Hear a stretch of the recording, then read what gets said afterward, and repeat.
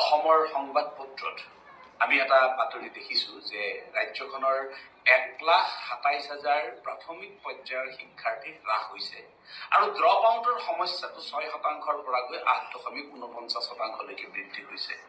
আৰু দেখা গৈছে যে শিক্ষকৰ মান নিৰূপণৰ কাৰণে ৰাজ্য চৰকাৰে এটা ব্যৱস্থাৱলী গ্ৰহণ কৰিছে। আমি শিক্ষকৰ মান নিৰূপণৰ এই ব্যৱস্থাৱলীক স্বাগতম জনোৱাৰ পিছতো আমি কম যে পৰোক্ষভাৱে এই ছাত্ৰ ছাত্ৰীৰ হ্ৰাস হোৱাৰ কাৰণটো শিক্ষক বুলি ক'ব খোজা হৈছে নেকি। কিন্তু বাস্তৱত আমি কি দেখিছো যে যোৱা প্ৰায় 2016 চন মানৰ পৰা এতিয়ালৈকে আমি দেখিছো যে প্ৰতিটো বছৰতে শৈক্ষিক দিশত পাঠ্যক্ৰমৰ পাঠদানৰ কাৰণে শিক্ষকসকলৰ হাতত যথেষ্ট সময় কমি যায়। পাঠ্যক্ৰমৰ পাঠদান কৰা নহয়, এই কাৰণেই নহয় যে শৈক্ষিক দিনপঞ্জীখন কৰবাত পৰি থাকে আৰু নতুন নতুন নিৰ্দেশনাৰে উৎসৱ উদযাপন আৰু প্ৰশিক্ষণ আদিৰ জৰিয়তে গোটেই ব্যৱস্থাৱলীখিনিক এটা নতুনকৈ নিয়ন্ত্ৰণ কৰা হয়। শৈক্ষিক দিনপঞ্জীত কৰবাত পৰি থাকে। আমি যোৱা আগষ্ট মাহৰ পৰা দেখিছো FLN training, ECCE training, SMC training, স্বচ্ছতা পখেক আদি 100 কাৰ্যসূচীৰ উপৰিও এতিয়া অহা 21 তাৰিখৰ পৰা হবলগীয়া মান নিৰূপণৰ সময়ছোৱাতো আমি দেখিছো যে গোৱালপাৰা জিলাত তেতিয়াও প্ৰশিক্ষণ দিয়া হৈছে। আমি দেখিছো যে আজি কিছুদিন আগতে ECCE প্ৰশিক্ষণৰ কাৰণে বিশ্বনাথ জিলাৰ ছাত্ৰ ছাত্ৰীসকলক SMCৰ মানুহৰ হাতত অৰ্পণ কৰি হলেও বিদ্যালয়ৰ পৰা গৈ প্ৰশিক্ষণ অংশগ্ৰহণৰ কাৰণে পোৱা হৈছে।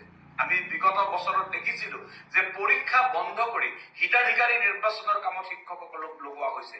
এনেধৰণে সময়ে সময়ে শিক্ষক শিক্ষয়িত্ৰীসকলক বিদ্যালয়ৰ পৰা বাহিৰত ৰখা হেতুকেই অভিভাৱকসকলে বিদ্যালয়ৰ পৰা ছাত্ৰ ছাত্ৰী লৈ যোৱাটো কোনো অস্বাভাৱিক কথা হ'ব নোৱাৰে।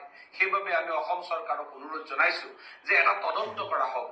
বিগত 3টা বছৰত শৈক্ষিক দিনপঞ্জীৰ বাহিৰেও কিমান নিৰ্দেশনা প্ৰকাশ কৰা হল, কিমান নিৰ্দেশনাৰে শিক্ষক শিক্ষয়িত্ৰীসকলক বাহিৰত ৰখা হল, এই গোটেই কথাটো এটা পৰীক্ষা হ'ব লাগে। তাৰ কাৰণে এখন সমিতি বনোৱাৰ কাৰণে আমি ৰাজ্য চৰকাৰক অনুৰোধ জনাইছো।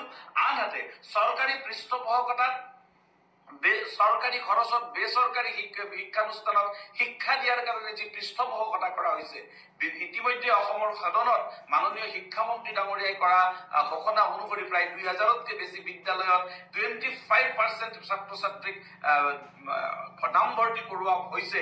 এই ব্যৱস্থাৱলীৰ আমি পৰিৱৰ্তন বিচাৰিছো, কাৰণ চৰকাৰী খৰচত বেচৰকাৰী শিক্ষানুষ্ঠানত যদি পৃষ্ঠপোষকতা কৰা হয় তেনেহলে নিশ্চিতভাৱে চৰকাৰী শিক্ষানুষ্ঠানত ছাত্ৰ ছাত্ৰীৰ সংখ্যা হ্ৰাস কৰাৰ ক্ষেত্ৰত চৰকাৰী উদগনি জনোৱা হ'ব। আমি অনুৰোধ জনাম এখন সমিতি বনাই শিক্ষক শিক্ষয়িত্ৰীসকলে কেনেধৰণে পাঠ্যক্ৰমৰ পাঠদান কৰাৰ পৰা বঞ্চিত হৈছে তাৰ এক তথ্য ৰাজ্য চৰকাৰৰ শিক্ষা বিভাগে গ্ৰহণ কৰক, যাতে অদূৰ ভৱিষ্যতে ৰাজহুৱা শিক্ষানুষ্ঠানসমূহৰ সুৰক্ষিত হোৱাৰ ক্ষেত্ৰত সুবিধা